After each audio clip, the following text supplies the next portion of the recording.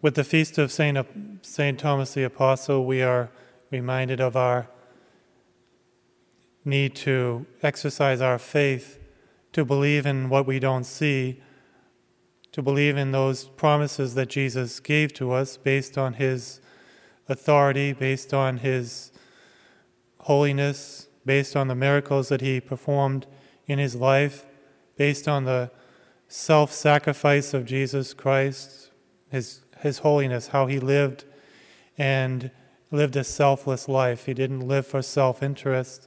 And he promised all these things, promised eternal life. He promised that he would rise from the dead.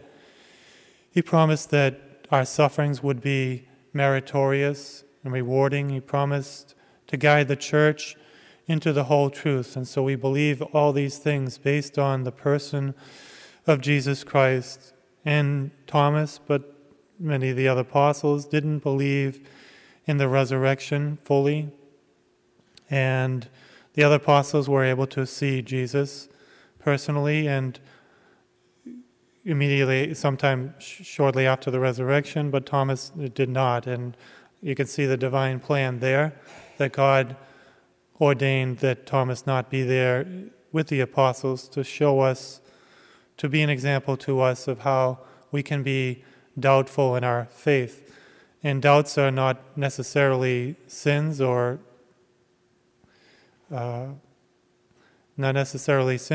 we entertain them, unless we doubt because of a lack of faith that we should have in the promises of Jesus, which Thomas had. So he was at fault. He should have believed in the resurrection, especially after all the apostles attested to it, but especially because Jesus promised it.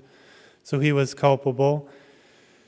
And we would be too if we do not embrace all the teachings of the Church after all these centuries of our faith, our Catholic faith, and the example of the saints.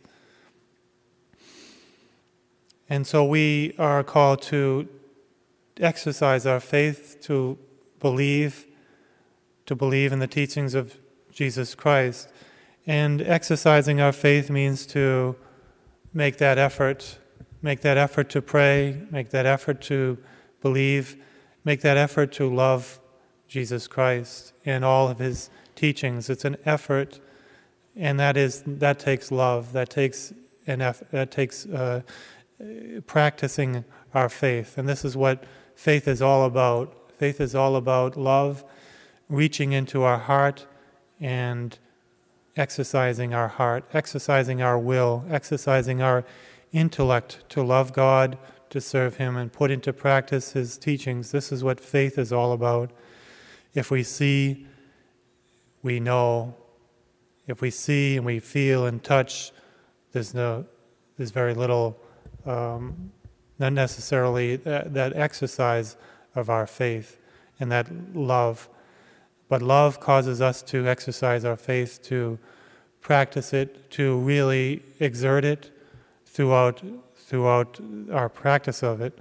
And the more we practice, the more we exercise our love, the more we love, the more we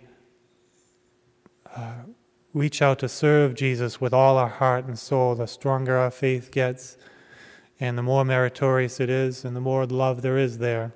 And this is the whole reason for faith. It's the whole purpose of faith, so that we can show our love for God in accepting all that he has taught us, accepting his person, and reaching out to him, yearning for him with our faith, yearning for him, and then receiving that grace and strength and power that God gives us to put into practice his teachings, to live for him, to live with him, to live in him in a life of faith. So let us ask St. Thomas to help us to strengthen our faith, to practice it, to love more and more strongly and powerfully, putting into practice all that Jesus has taught us.